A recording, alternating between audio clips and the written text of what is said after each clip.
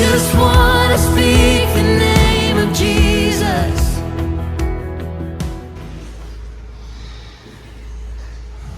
Muy bien. ¿Estás grabando? Sí. Perfecto. ¿Alguna vez te has parado a leer los créditos finales de una película que ha ido a ver al cine o en la tele? Imposible. ¿Alguien lo ha leído? ¿Sí? Bueno, son los nombres de las personas que han participado en la película, ¿vale? Para que esa película pues, se pueda emitir, se pueda realizar y al final nosotros vayamos al cine o pongamos la tele y la podamos ver. El récord de personas que salen en los créditos finales de las películas lo tiene una película que se llama Avengers, donde participaron 5.109 personas. Y ahí tienen que salir. 5.000. Y todo el mundo se va a hablar del cine y allí la película no acaba. Bueno, acaba la película, pero los créditos continúan y continúan, ¿no? Y tú te preguntarás, ¿y para qué voy a leer los créditos de estos finales, ¿no? De una película? ¿Para qué me voy a molestar con eso? Conocí, bueno, a algunas personas que la conocéis, una persona que me hablaba de que un primo suyo, habló de Isaac en la iglesia de Torre del Campo. Un primo suyo había participado en una película de Estados Unidos y, bueno, la película había sido bastante conocida y famosa. ¿Y qué crees que hicieron sus familiares cuando fueron al cine? Buscar a su primo ahí. Eso que tú y yo no hemos hecho nunca, pues, bueno, cuando salió su primo, ahí está su nombre, ¿no? Lo que para nosotros puede parecer insignificante y sin valor, pues para otra persona, el buscar su nombre tiene un significado grande, ¿no? Porque están involucradas. Sin la participación de esa persona, esa película no se hubiera realizado.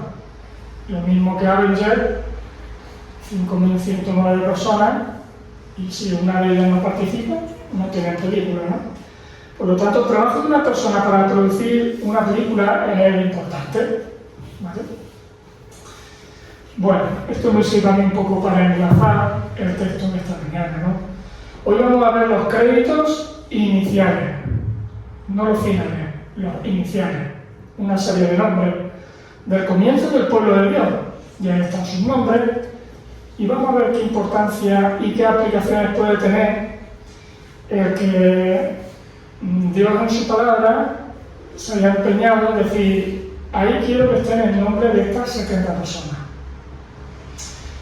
Esas son las que entraron en Egipto desde Canaán, descendientes de Abraham, Isaac y Jacob. Allí se multiplicaron y le dieron forma a la promesa de Abraham, de hacer un gran pueblo de los descendientes de Abraham y Isaac, como digo. Tan numerosos como la arena del mar, ¿no? Bueno, nos situamos. Estamos estudiando la vida de José. Él está en Egipto, él es el gobernador y dueño del único grano que hay en los alrededores, porque hay un periodo de abundancia, 7 años, un periodo de escasez. Y Jacob está allí en Canaán, manda a su hijo a Egipto y cuando vienen los hijos recibe la noticia de que José está vivo, ¿no? Y en un primer instante eso desconcierta a Jacob, pero después nos deja ver que Jacob tiene 130 años, que dice: yo antes de morir me gustaría por lo menos ver a mi hijo José. Llevo 20 y tantos años pensando que estaba muerto y quiero ir a verlo. Entonces, en la última predicación hablamos del inicio del viaje de Jacob hacia Egipto para ver a José. Y él se paraba en un sitio que se llamaba Beerseba, estaba en la frontera entre Canaán y Egipto, era un sitio como de paso, y allí tomó una decisión, ¿no? Quizás ya la había tomado antes, pero allí consultó a Dios para que le reafirmara si esa decisión seguía para adelante. Y recordemos que nosotros tomamos decisiones, tenemos nuestra Biblia y tenemos mucha luz, ¿no? A la luz de su palabra tomamos decisiones. ¿Qué Biblia tenía Jacob? Ninguna. Jacob solo tiene la experiencia de él con Dios y de sus antepasados. ¿Qué experiencia han tenido ellos, ¿no? con Dios? Y ahora resulta que su abuelo y su padre, Isaac y Abraham, cada vez que habían ido a Egipto, había sido situación de peligro, de tentación, de vergüenza, y dice, ¿y ahora yo tengo que ir a Egipto? Yo voy a Egipto si Dios ha prometido hacer de mis descendientes una nación grande en Canaán, no en Egipto. Total, que vemos y podemos comprender un poco mejor a Jacob y esos deseos, por un lado, de ver a José, pero de alejarse de la lógica de cumplir la promesa, ¿no? De cumplir la promesa que Dios le había prometido, hacer un pueblo grande de sus descendientes. Jacob, al responder al llamado divino, cuando allí en Berseba tiene ese encuentro también con Dios, y él le dice, sí, puedes ir, pues Jacob se acerca más a Dios, ¿no? Y antes de actuar, pues él busca un momento de adoración y comunión con Dios, mostrando que caminar en la voluntad de Dios es caminar con Él. Es algo de lo que aprendíamos la última vez, ¿no? Jacob, podemos decir que, adelantándose un poco a Jeremías, dice, yo sé que tengo un corazón un poco engañoso, no quiero hacer lo que a mí me sale del cuerpo, que es ver a mi hijo José. Entonces, si tengo que ir a verlo, pues yo quiero consultar a Dios y que Él muestre su voluntad, ¿no? Somete su voluntad a los deseos de Dios. Allí en Berseba le consulta y Dios le dice, no temas, yo iré contigo y veré, ¿no? Y en consecuencia vemos que Dios se revela ante él como un Dios cercano, poderoso, fiel y consolador. Eso es lo que recibe de Dios, ¿no? Vale, hasta ahí el resumen de lo que llevamos visto hasta ahora del último día, ¿no? Y ahora que ya tiene la confirmación de Dios, va a iniciar el viaje. Estamos en Génesis 46 y vamos a ver lo que Moisés, 400 años después, escribiendo en Génesis, va a relatar qué está pasando aquí.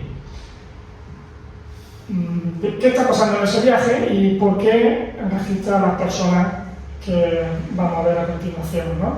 Génesis 46, del 6 al 27, dice lo siguiente, ahí tengo algunos versículos, no todos. Dice, comienza el 6, diciendo que tomaron sus ganados, sus bienes que habían adquirido la tierra de Canaán y vinieron a Egipto, Jacob y toda su descendencia consigo, sus hijos y los hijos de sus hijos consigo, sus hijas y las hijas de sus hijos, y a toda su descendencia trajo consigo a Egipto. Y estos son los nombres de los hijos de Israel que entraron en Egipto. Jacob y sus hijos. Ahí tenemos ya el listado. Jacob y sus hijos, Rubén, el primogénito de Jacob. Y los hijos de Rubén, Anoc, Falú, Efrón, Carri. Los hijos de Simeón, Jemuel, Jamín, Ohad, Jaquín, Zobar y Saúl, hijo de la cananea. Los hijos de Leví, Gersón, Coat, Merari. Los hijos de Judá, Onán, Sela, Fares y Zara. Mas y Onán murieron en la tierra de Canaán. Y los hijos de Fares fueron Efrón y Amón. Los hijos de Isaacar, Tola, Fua, Job y Simrón. Los hijos de Zabulón, Seret, Elón, Jaelel. Estos fueron los hijos de Lea, los que dio a luz a Jacob en Padán Aram. Y además su hija Dina, 33 personas, todas de sus hijos e hijas. Los hijos de Gad, Ziflión, Jari, Ezbón, Suni, Eri, Arodi y Areli. Y los hijos de Aser, Imna, Isua, Isui, Bería y Sera, hermana de ellos. Los hijos de Bería, Eder y Malquiel. Estos fueron los hijos de Zilpa, la que Labán dio a su hija Lea y dio a luz estos hijos a Jacob. Por todas 16 personas. Los hijos de Raquel, mujer de Jacob, José y Benjamín. Y nacieron a José en la tierra de Egipto, Manasés y Efraín. Los que le dio a luz a Senat, hija de Potifera, sacerdote de On. Los hijos de Benjamín, fueron Sela, Beker, Asbel, Gera, Naamán, Ei, Ros, Mupim, Upim y Ar. Estos fueron los hijos de Raquel, que nacieron a Jacob, por todas 14 personas. Los hijos de Dan, Usim. Los hijos de Neftalí, Jaezel, Guni, Jezer y Silem. Estos fueron los hijos de Bilha, la que dio Labán a Raquel su hija y dio a luz estos hijos a Jacob, por todas 7 personas. Si alguien va a tener hijos dentro de 8 meses o 7, aquí tiene un listado si quiere un nombre original. Quien tenga oídos para oír. Todas las personas que vinieron con Jacob a Egipto procedentes de sus lomos y las mujeres de sus hijos Jacob, todas las personas fueron 66. Y los hijos de José que le nacieron en Egipto, 2 personas. Todas las personas de la casa de Jacob que entraron en Egipto fueron 70. Bueno, hemos leído los créditos iniciales, ¿verdad? Y digo yo que este texto de un listado de nombres no es el único que hay en la Biblia. Pero ¿qué piensas cuando lees un texto como este con tantos nombres aparentemente irrelevantes?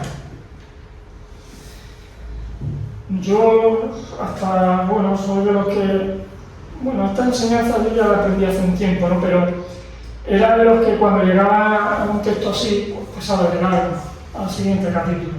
No sé si tú eres de los mismos, del mismo gremio. ¿Qué enseñanza puede darnos a nosotros esto hoy? Porque no es el único listado de los que hay en la Escritura así de largo. Y tiene que tener un porqué, está ahí, ¿no? Si no, lo hubieran pasado de largo, ¿no? Bueno, si te quedas hasta el final del sermón, vas a descubrir parte del porqué que está ahí, ¿no? Ese listado de 70 personas que aparece ahí, a nosotros nos van a decir algunas cosas. Así que vamos a enseñar y a mencionar 3 enseñanzas que nos van a motivar, creo yo, a alabar, a adorar y a admirar aún más a Cristo. Por lo menos yo al estrujar el texto me ha llevado a esto, ¿no? 3 enseñanzas que me llevan a alabarlo, a adorarlo y a admirarlo aún más, ¿no? Primera enseñanza, parece muy obvia, pero es importante. Todos somos importantes para Dios. Primera enseñanza. Por eso Dios quiere que las 70 personas aparezcan sus nombres ahí. ¿Por qué? Porque Moisés podría haber escrito: en total entraron 70 personas y se ahorra un montón de tinta, ¿no? Y tiempo, y había 70 entraron, ¿no? Lo mismo que el director de la película de Avengers podía haber puesto en los créditos finales: la película fue dirigida por mí y colaboraron 5.000 personas más. O hubiera puesto el nombre de 4.500 y esos 500 se hubieran quedado esperando, ¿no? La iniciativa del director es necesaria para producir una película, pero no suficiente para que la película llegue a nuestras pantallas, ¿verdad? Es necesario que actores, productores, el resto de trabajadores colaboren y sigan las directrices de lo que diga el director, ¿no? Que Jacob respondiera bien al llamado de Dios tuvo implicaciones cercanas y personales para todos los miembros de su familia. Jacob viene a representar como ese director de película que motiva, está dirigiendo un poco al resto de su familia, ¿no? Y me sorprende, me llama la atención que hasta ahora, cuando ha hablado de la familia de Jacob, de sus hijos y toda la historia, pues solo había cosas negativas, pero cuando Jacob dice de ir a Egipto, se acabaron las cosas negativas. No hay ningún registro bíblico que diga que alguno de su hijo o su hija o su nuera diga que yo no quiero ir. Y la película no se hubiera llevado a cabo, ¿no? Cada familiar importante debía entrar en Egipto para seguir multiplicándose y crear las famosas 12 tribus que más tarde van a ocupar toda la tierra prometida. Vemos que hay una proyección, ¿no?, en el futuro. Cada persona de esas 70 era importante, ¿no?, para desarrollar y cumplir el plan de Dios. Dios tenía un propósito. 12 tribus, 12 tierras, 12 pueblos que se iban a multiplicar. Y cada persona era importante.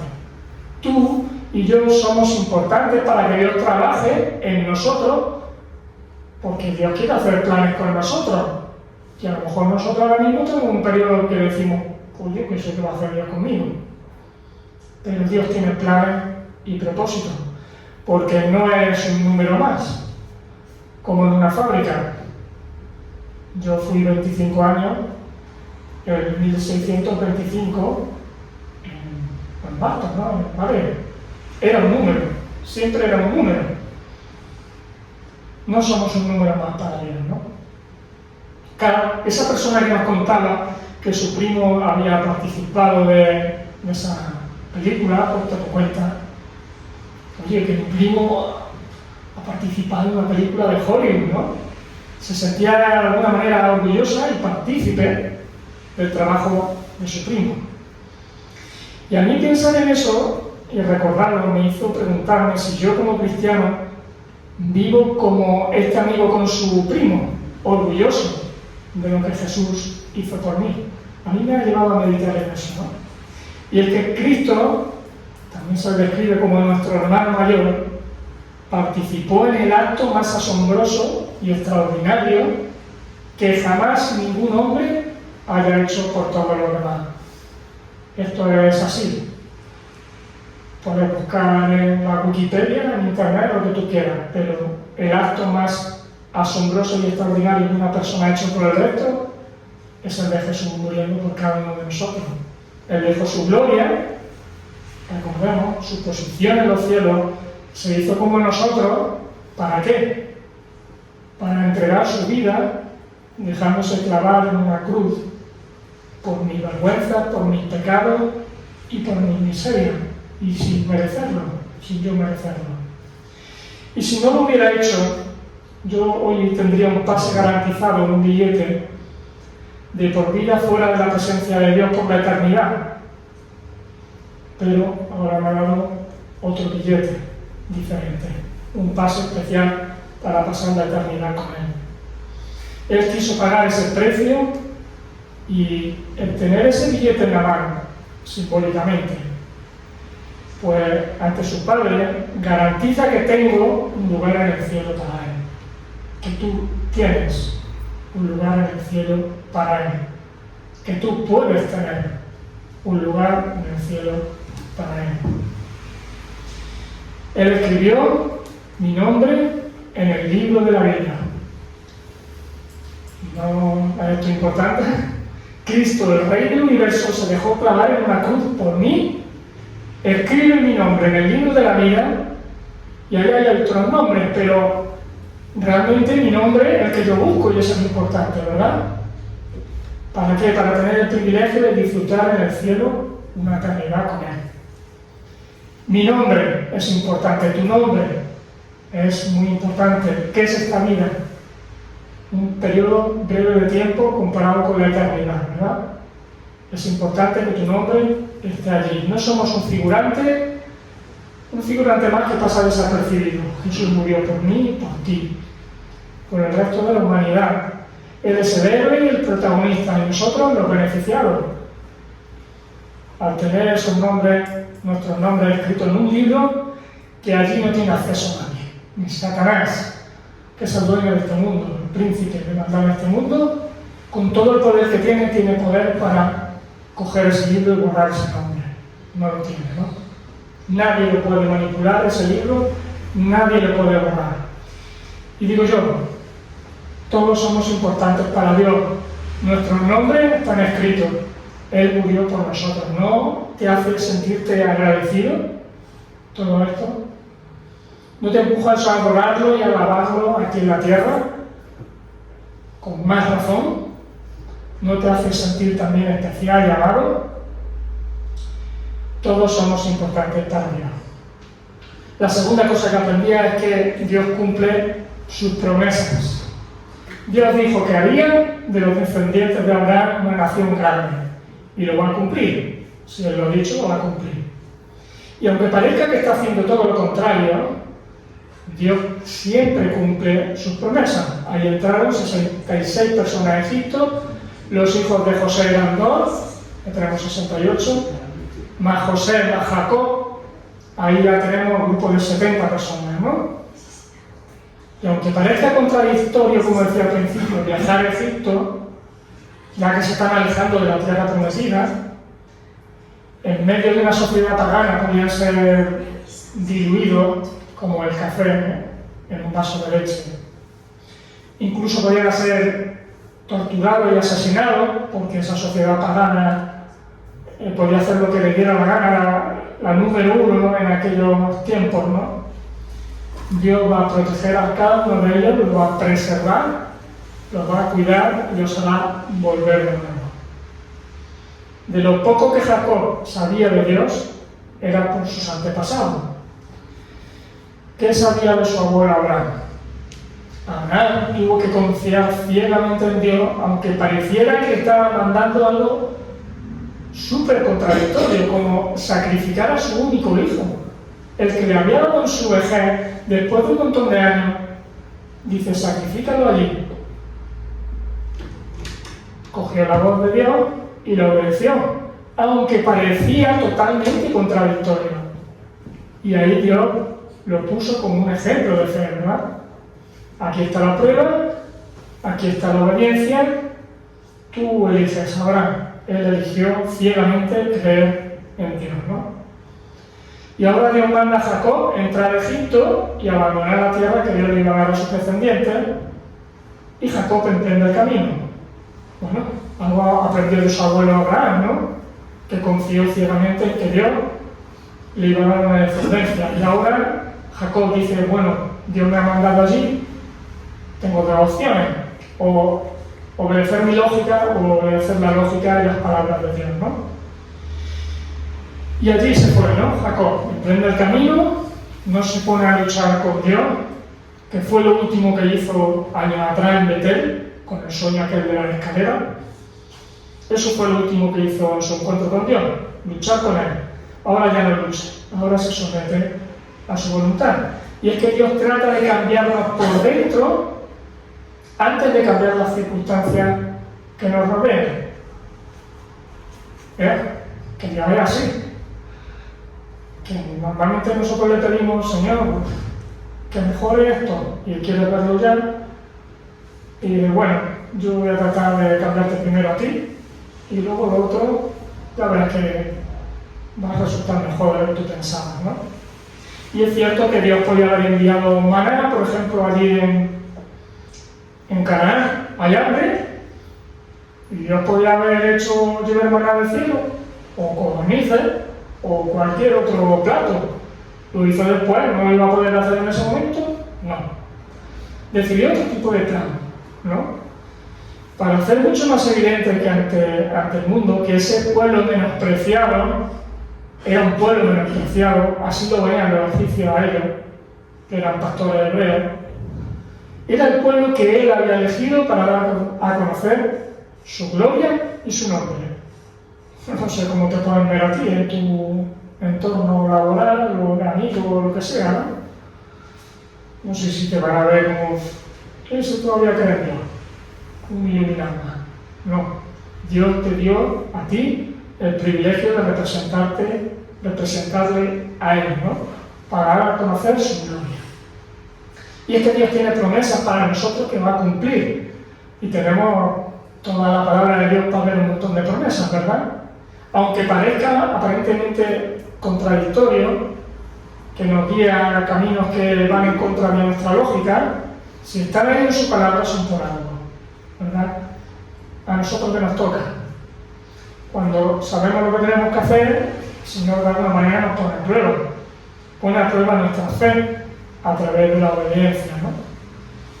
Y obedecer a Dios trae paz. Aunque parezca que vamos un poco contra toda lógica, trae paz.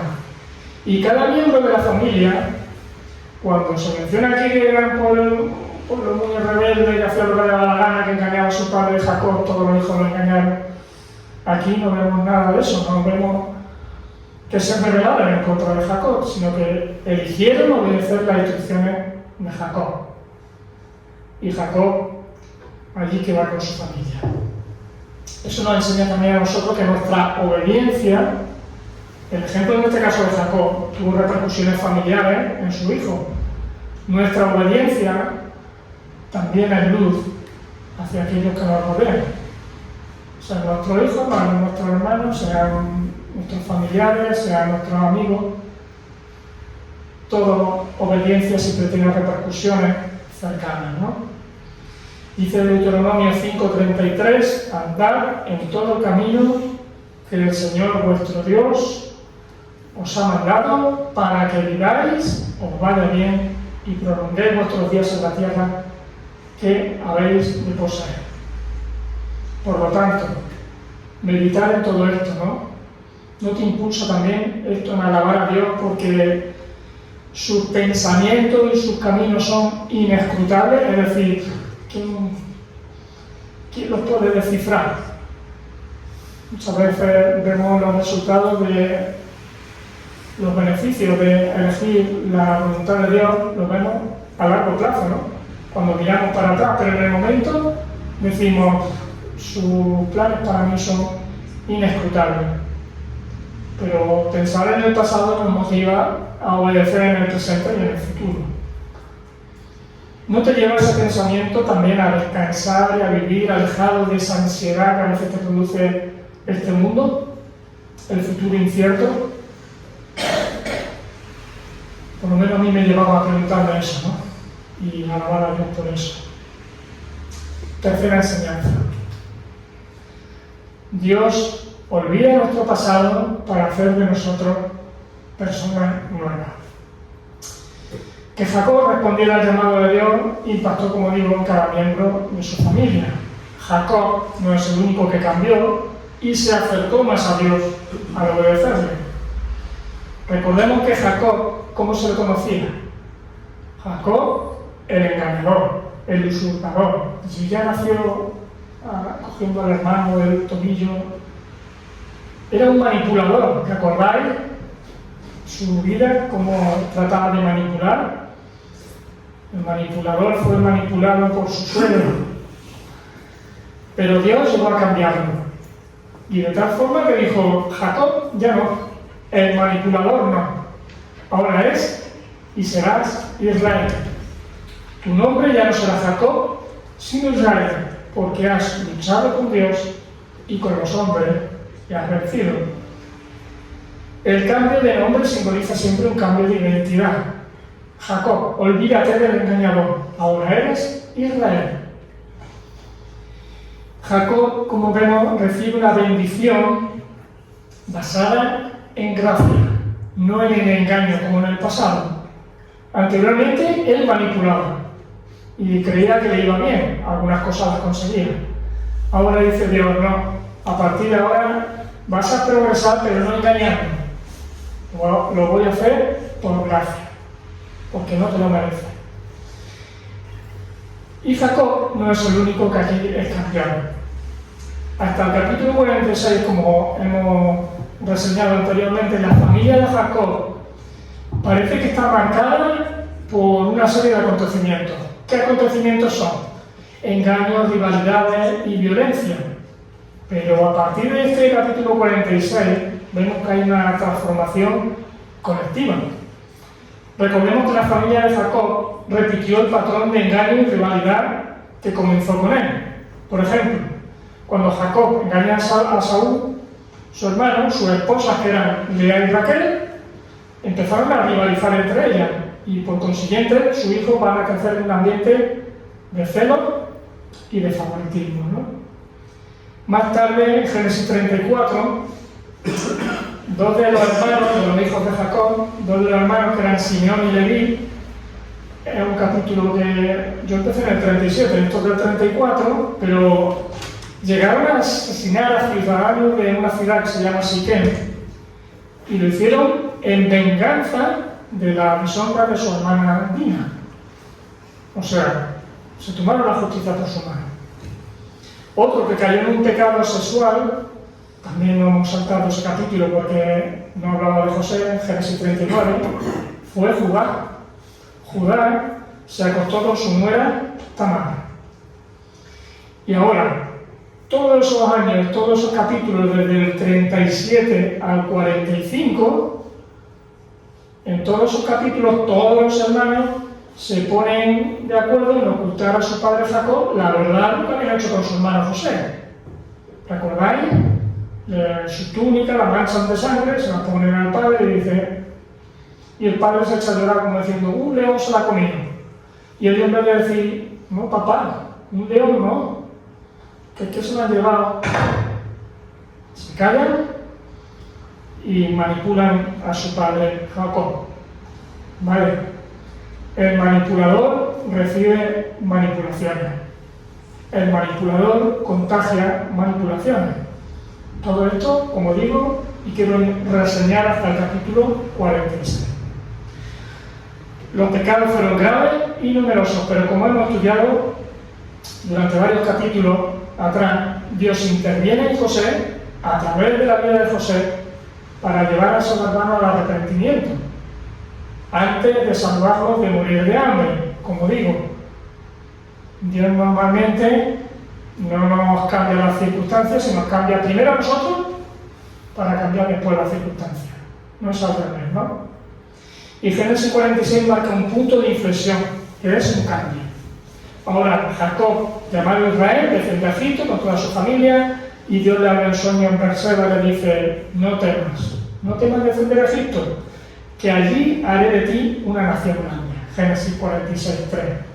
Y este viaje simboliza una nueva etapa en la historia familiar de Jacob.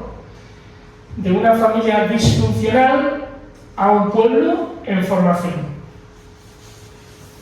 Y el cambio empezó en el encuentro con José. Y se va a ir forjando con el tiempo. Y a partir del capítulo 46 ya no tenemos paréntesis por ahí como el capítulo 34 y el 39, que eran episodios de violencia, rivalidad, celos, pecados sexuales, engaños, etc. Se acabó. Ahora van todos a una. Ninguno se revela en contra de la decisión que había tomado Jacob de ir a Egipto. Y ahora están deseando volver a ver de nuevo a José. Su visión ha cambiado. Ha cambiado cada uno de ellos. Antes veían a José como el favorito de su padre, el odiado, el envidiado. Ahora es el único que les va a traer esperanza y vida.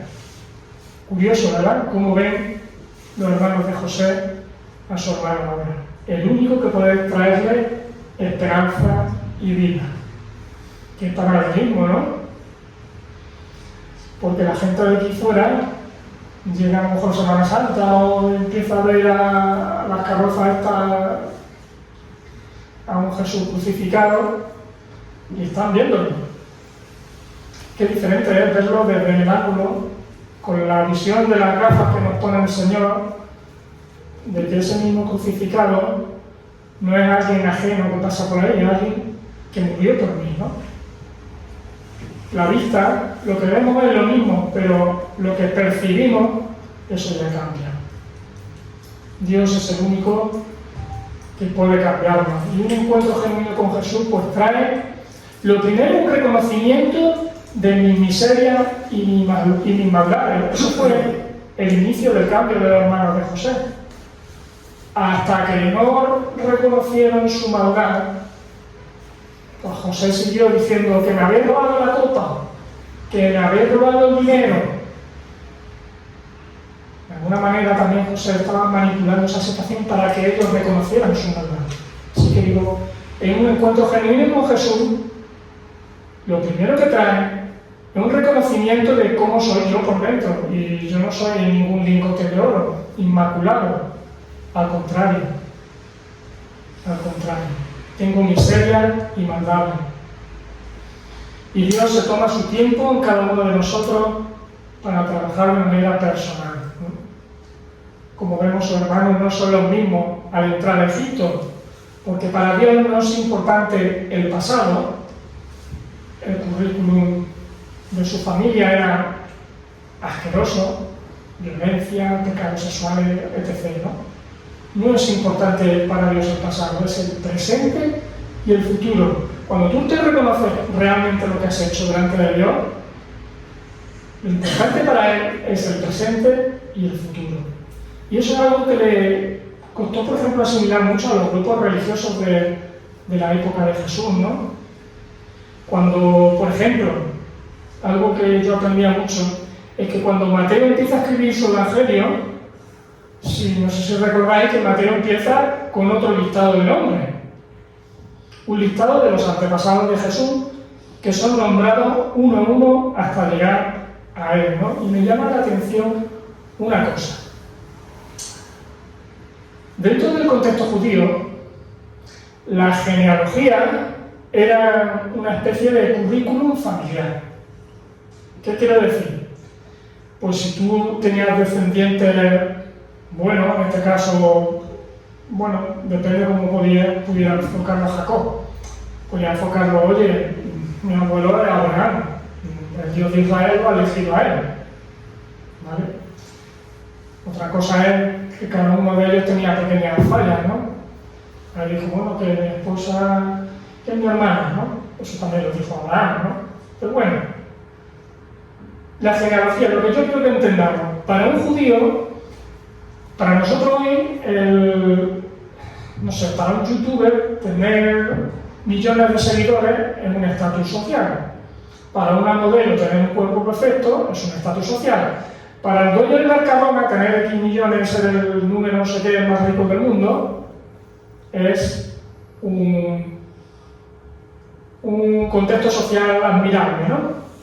¿Cuál era el contexto social que admiraban en la sociedad judía de la época de Jesús?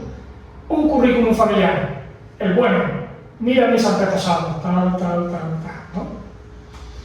Se usaban para mostrar una pureza étnica, honor y prestigio. Y eso era lo que culturalmente la sociedad más valoraba. Hoy ya, como digo, son otro tipo de valores.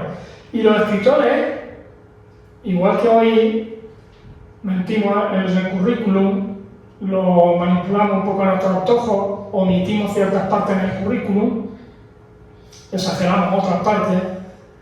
Antiguamente, al escribir una genealogía, dice, bueno, es que este antepasado suyo como que no vamos a omitir, vamos a decir solamente los buenos, ¿no? Y Mateo, presentando a Jesús el Rey de Reyes, vamos a ver lo que pasa ahí. Mateo 1, libro de la genealogía de Jesucristo, hijo de David, hijo de Abraham, muy bien. Abraham engendró a Isaac, ¿no? Isaac a Jacob, Jacob a Judá, capítulo 34, y a sus hermanos. Judá engendró de Tamar, a Fares, a Zara, Fares a Hezrón, Hezrón a Aram engendró a Aminadab a Naasón, Naasón a Salmón, Salmón engendró de Raab, ahora veremos quién es Raab, a Boz, de Ruth a Obed a Isaí engendró al rey David, y el rey David engendró a Salomón, de la que fue mujer de Urías. ¿Qué saber? Y dice Mateo, de la que fue mujer de Urías, como que parece que Mateo no se atreve ni a poner el nombre, ¿no? El currículum de Jesús no es como el mejor de todos, ¿no? La genealogía. De los antepasados de Jesús, Mateo dice que hay 3 personajes que cometieron graves pecados. Repito, Génesis 38 narra que Judá tuvo relaciones sexuales con su nuera Tamar, creyendo que era una prostituta, y ahí está. De ahí viene Jesús. Raab era una prostituta cananea, ni siquiera era israelita, no es moralmente ejemplar. Ahí está. Y el gran rey David, al que todos consideraban como la creen de la creen, el rey David, cometió adulterio con Betsabé, la que fue mujer de Urías, dice Mateo. Como si Mateo dijera, no me atrevo ni siquiera a escribir su nombre, ¿no? Y mandó matar a su esposo, como sabemos David, a su esposo Urías. Es como que Mateo no quiere ni mencionar su nombre, subrayando la gravedad del pecado del hombre. Y ahí está Mateo incluyendo a mujeres extranjeras con historias moralmente dudosas como Rahab o con hombres con pecados escandalosos como Judá y David. Y me encanta Tim Keller, cómo se resume y saca de aquí 3 enseñanzas que son muy bonitas, ¿no? Las quiero compartir con vosotros, de esta genealogía imperfecta. La primera es que el Evangelio es pura gracia. El Evangelio es pura gracia. Jesús vino de antepasados pecadores y vino por pecadores, a rescatar pecadores, ¿no? En busca de pecadores. La genealogía no es un registro de mérito humano, más bien tenemos que verlo desde otra óptica, porque cuenta historias que son de gracia redentora. Incluso en medio de la inmoralidad y del engaño, Dios sigue obrando con su plan de redención. Y Dios se vale de eso, ¿no? De estas personas imperfectas. Jesús viene en una línea donde la gracia fue necesaria desde el principio hasta el final. Y nuestra vida no es ninguna excepción de todo esto, ¿no? Y ya nos deja a nosotros también una enseñanza, ¿no? Para que no nos vengamos abajo a veces con nuestros pecados más vergonzosos y escandalosos, ¿no? Todos necesitamos perdón y no hay perdón, no hay pecado, perdón, que Dios no esté dispuesto a perdonar. Todos necesitamos vivir, no bajo el peso de pecados que me desmoralizan, me paralizan y me abruman, porque imaginaos, ¿no? Los hermanos de José cometieron atrocidades, ¿no? Si nos lo hicieran a nosotros, a ver quién perdona aquello, pero vemos que los antepasados de Jesús entran en esta clase de categoría para recordarnos que no podemos ganarnos una salvación con méritos propios, ya que todos hemos pecado, pero todos hemos sido perdonados, igual que ellos, ¿no? Así que vemos que el Evangelio es gracia, inmerecida. El Evangelio es, en segundo lugar, inclusivo. Y ahí vemos cómo Mateo incluye a mujeres. Mujeres en la genealogía tampoco era muy normal. Sabemos que en aquel contexto estaban en otro escalón muy por debajo. A gentiles, como Rahab, y a pecadores notorios, como digo. Y es como si dijera, Jesús no se avergüenza de llamarlo su familia. Al final todo esto aplicaron fue, ¿no? Dice Tim Keller, Mateo muestra que Jesús no vino solo para los moralmente correctos o para los israelitas, sino también para los extranjeros y los marginados. En su genealogía hay gracia para los que el mundo desprecia. Me encanta la frase. Y a veces podemos sentirnos muy mal por hechos vergonzosos que cometimos en el pasado, y cuando eso nos paraliza, el enemigo está ganando la batalla, ¿verdad? Y sigue diciendo otra frase muy buena de Tim Keller. Dice, nadie está más allá del alcance de la gracia y nadie es tan bueno como para no necesitarla. Todos necesitamos gracia. Y en tercer lugar, el Evangelio transforma la vergüenza en gloria. Dios toma historias de fracaso y las convierte en canales de salvación.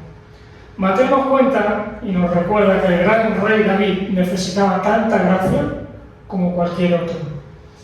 Y vemos que el Mesías viene de una línea que no son héroes morales, ¿no? Sino que son pecadores redimidos. Esa es la genealogía de la que viene Jesús, y esa es la noticia del Evangelio. Todos necesitamos perdón. No hay nadie que no necesite el perdón de Dios, ¿no? Y no importa tu pasado, Dios quiere ofrecerte perdón y un comienzo nuevo, ¿no? Es algo importante que tenemos que reseñar. Jacob y su familia respondieron al llamado de Dios gracias a una respuesta de fe. Y a partir de ese momento entraron en esa peligrosa tierra de Egipto para salvar sus vidas del hambre física. Y hay un paralelismo muy claro con la vida espiritual. Cuando tú aceptas a Jesús como Salvador y te arrepientes de tus pecados, comienzas una nueva vida en fe. Y de alguna manera también dejas Canaán y te metes en Egipto, que es como el territorio enemigo. Y nosotros estamos en territorio enemigo, aquí a las órdenes del príncipe de este mundo. Bueno, no a la orden, quien gobierna es el príncipe de este mundo, un mundo gobernado por Satanás. Pero a la vez ese paso de fe que tú inicias, pues garantiza un lugar en la tierra prometida. Dios escribe tu nombre, y si Dios le escribe, ¿quién puede ir allá arriba a borrarlo? Nadie. Así que puedes tener muchas dificultades, pero si tu nombre está escrito, tú vas a entrar en la tierra prometida. Vas a tener la promesa de la compañía y dirección de Dios en esa tierra de Egipto, cuando caminemos por allá afuera en esa peligrosa vida. Así que salir de Canaán siempre representa como el principio de un camino donde vamos a regresar al final. Y entre medias está Egipto. El camino no es fácil, pero la promesa de Dios sí que es segura. ¿Por qué? Porque todos somos importantes para Dios. Si no fueras importante para Dios, hubiera hecho un plan de salvación que hubiera englobado un número grande y tú estarás, no estarás. No, todos somos importantes para Dios. Tu nombre está ahí escrito. Si has creído en Él, te has arrepentido de tus pecados, ¿no? Solo necesitas eso. Creer en la obra de la cruz como lo único que puede garantizarte un pase para estar en la eternidad con Él. Todos somos importantes para Dios, siempre cumple sus promesas, Dios. Es el segundo punto que hemos visto.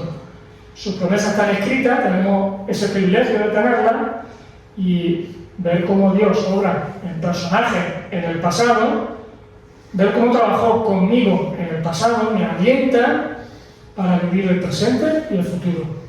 Y en tercer lugar hemos visto que Él quiere transformarnos en personas nuevas, sin importar lo que hayas hecho en el pasado. La Escritura nunca esconde los pecados más escandalosos de los grandes personajes bíblicos. Están ahí. Y están ahí para recordarnos que nosotros, que no somos Superman, que somos como ellos, que podemos caer tan bajo como ellos. Pero si Dios te rescata, ¿quién te va a separar de Él, no? Nadie nace reflejando el carácter de Cristo, porque esa es la meta, ¿no? Para entenderlo, Dios nos deja un montón de ilustraciones, como la del barro, manos del alfarero. Así que somos barro, al principio estropeados, sin forma, pero Dios va a usar las circunstancias que atravesamos, las que no nos gustan a veces, para darnos forma, ¿no? ¿Qué forma busca Dios darnos? ¿En qué modelo se está fijando Dios? Tú eres barro y aquí hay un modelo. ¿A quién está mirando Dios? Sabemos, ¿verdad? A su Hijo Jesucristo, el modelo perfecto. Pues que el Señor nos ayude a ser moldeados por Él. Amén.